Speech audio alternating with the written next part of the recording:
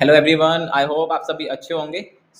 आज निफ्टी के अंदर काफ़ी अच्छा खासा फॉल आया, बट बैंक निफ्टी के अंदर फॉल नहीं आया। अगर आप कल के वीडियो देखोगे एनालिसिस की, तो वहाँ पर क्लियर कट मेंशन किया था कि आप बैंक निफ्टी पे फोकस मत करना, निफ्टी पे फोकस करना, बिकॉज निफ्टी के अंदर मोमेंटम होने की पॉसिबिलिटी है, बैंक निफ्टी के अंदर नहीं है।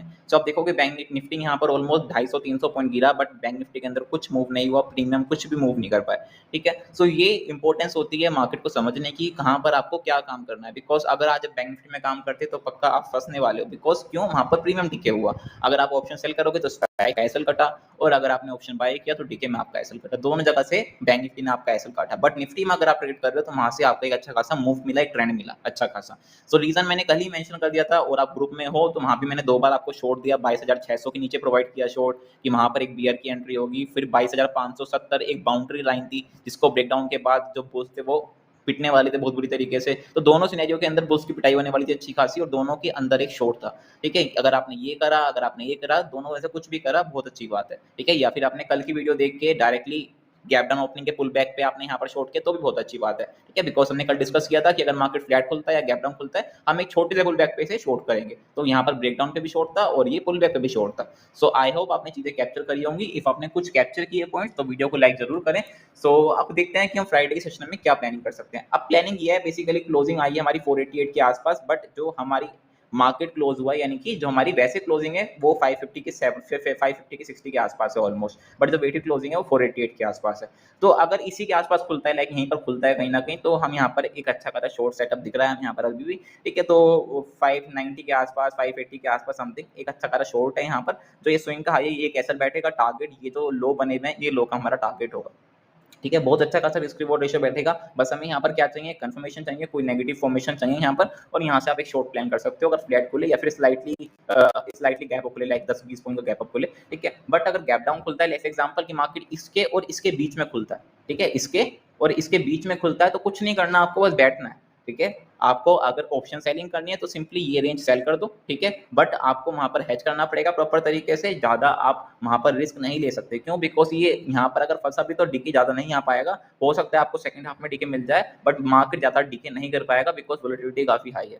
ठीक है, बट अगर गैप डाउन खुलता है इसके आसपास ही, लो के आसपास, तो सिंपल है, इसके नीचे एक क्लोजिंग आने दो, यानी कि 15 मिनट या 5 मिनट सस्टेन हो जाने दो इसके नीचे, फिर आप इसे कंटिन्यूएशन प्लान कर सकते हो, या फिर छोटे से पुल बैक के बाद इसे प्लान कर सकते हो। क्यों, बिकॉज अभी बहुत स्पेस पड़ा डाउन साइड में, तो एक कंटिन्यू अभी भी हो सकता है। अगर बहुत बड़ा बाई चांस गैप अप खुल जाता है, तो सिंपली आपको वहां पर 30 मिनट की रेंज में काम करना है। पहले 30 मिनट की रेंज बन जान दो, फिर उसका ब्रेकआउट या ब्रेकडाउन जो होगा उसके अकॉर्डिंग आप काम करो, वो बेटर रहेगा, रेदर देन आप वहां पर कुछ भी अलग चीजें यूज करो। ठीक है, ऑल्दो अभी कोई बड़ा गैप अभी बड़ा गैप नहीं दिख रहा है, वो कल की कल देखी जाएगी। ठीक है, तो बहुत सिंपल है, ज्यादा दिमाग नहीं लगाना है, बिकॉज एज इवेंट आने वाले हैं, तो जितना माइंड यूज करोगे अपना कि ऐसा हो सकता है वैसा हो सकता है, मार्केट उतना आपको फंसाने की कोशिश करेगा। तो सिंपल है, जो आपको दिख रहा है सिंपल तरीके से उसे आप प्लान करो और उसे एग्जीक्यूशन में लेके आओ। ठीक है, अब बैंक निफ्टी को देखें यहाँ पर, तो बैंक निफ्टी में क्या कर सकते हैं, अगर आप देखोगे तो बैंक निफ्टी में हमने कल प्लान किया था कि अगर पहली कैंडल इमीडिएटली रिकवरी की बन जाए, तो उसका 50% कट हो जाना, तो यानी कि इसके 50% के नीचे आने, तो फिर आप शॉर्ट करना। तो इसके 50% के नीचे कभी भी सस्टेन नहीं कर पाया, तो यहाँ पर कोई शॉर्ट नहीं बनता। ठीक है, आप देखोगे यहाँ पर जो कैंडल बनी हुई है 50 मिनट की, एक जो इसकी ओपनिंग है वही इसका लो है। ये जो opening is equal to low होता है, ये बहुत ज्यादा इंपॉर्टेंट बन जाता है।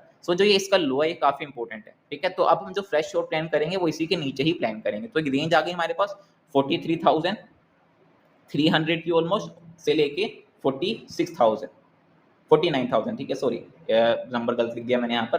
48,000 से लेके 300 और 49,000। ठीक है, तो आप देखोगे ऑलमोस्ट 700 पॉइंट की रेंज है। क्यों, बिकॉज एज वोलेटिलिटी बढ़े तो रेंज भी बड़ी हो जाएगी, तो 700 पॉइंट की ऑलमोस्ट रेंज है। इसके बीच में आप कुछ नहीं करोगे ऑप्शन बाइंग के अंदर, ये आप अपने माइंड में रख लो कि अगर फ्लैट खुले, गैप अप खुले, गैप डाउन खुले, कुछ मत करो इस रेंज के अंदर, बिकॉज यहाँ पर खाली वोलेटिलिटी होगी। स्कैल्प जरूर कर सकते हो छोटी छोटी, बट कोई मेन ट्रेड नहीं लेना यहाँ पर, क्योंकि आपको यहाँ फंसा देगा मार्केट डीके के अंदर। अगर आपको ऑप्शन सेलिंग करनी है, सेम रेंज सेल कर दो और वहां पर आप हेज करके इसे करो। ठीक है, अगर इसके नीचे खुलता है या फिर इसके ऊपर खुलता है, तो सिंपल वेट करो। इसके ऊपर सस्टेन कर रहा है, अगर सस्टेन कर रहा है तो वेल एंड गुड, आप इसे कंटिन्यूएशन प्लान करो। अगर ये सस्टेन नहीं कर रहा है, तो यहाँ पर फिर ये जब ये वापस इसे ब्रेक करेगा, तो फिर आप इसे प्लान कर सकते हो डाउन साइड के लिए, बिकॉज ये क्या बन जाएगा, एक फेक ब्रेकआउट बन जाएगा। सेम चीज यहाँ पर, अगर इसके नीचे ब्रेक खुलता है और यहाँ पर साइड वेज होकर इसको ऊपर निकालता है, सिंपल यहाँ पर भी हम इसे प्लान करेंगे अपर साइड के लिए। ठीक है, दोनों कंडीशन अपने माइंड में रखो, गैप अप खुले या गैप डाउन खुले, सस्टेन नहीं कर पा रहा है गैप अप या गैप डाउन, तो आप उसे रिवर्सल के लिए प्लान करना वहां पर, बिकॉज ये पॉसिबल ही है कि वो इधर रिवर्स हो जाएगा पूरा का पूरा या फिर वो कंटिन्यू होगा। अगर कंटिन्यू होगा तो सिंपल इस रेंज का नीचे ब्रेकडाउन होने के बाद आप इसे कंटिन्यूएशन प्लान करो। ठीक है, बहुत सिंपल है, ज़्यादा माइंड का यूज नहीं करना है, बहुत सिंपल तरीके से मैं आपको मेंशन कर रहा हूँ। ठीक है, विक्स 23-24 के आसपास चल रहा है तो ज़्यादा क्वांटिटी मत यूज करो, छोटी क्वांटिटी में काम करो और बड़ी पॉइंट्स कैप्चर करने की कोशिश करो। सो अभी के लिए इतना ही रखते हैं, बाकी मैं आपको टेलीग्राम चैनल पे अपडेट करता रहूँगा, जैसे जैसे मुझे लाइव मार्केट में चीजें दिखती रहेंगी। डिस्क्रिप्शन में आपको लिंक मिल जाएगी, वहां से आप ज्वाइन कर सकते हो। बाकी शॉर्ट के थ्रू आपको बताने की कोशिश कर रहा हूँ कि किस किस तरीके से आप स्पाइक्स को कैप्चर कर सकते हो। जैसे आप देखोगे तो निफ्टी के अंदर एक स्पाइक मैंने आपको कैप्चर करके दिखाया, आप शॉर्ट जाके देखोगे तो वहां पर एक स्पाइक मैंने आपको कैप्चर करके दिखाया निफ्टी के अंदर, ये वाला एक स्पाइक यहाँ पर जब स्पाइक आया था प्रीमियम के अंदर। ठीक है, तो आप उनसे सीखो चीजों को और उन्हें इंप्लीमेंट करने की कोशिश करो धीरे धीरे करके। सो आई होप आप में आ रही होंगी धीरे धीरे करके। इफ आपको वीडियो अच्छी लगे तो चैनल को सब्सक्राइब और वीडियो को लाइक जरूर करें।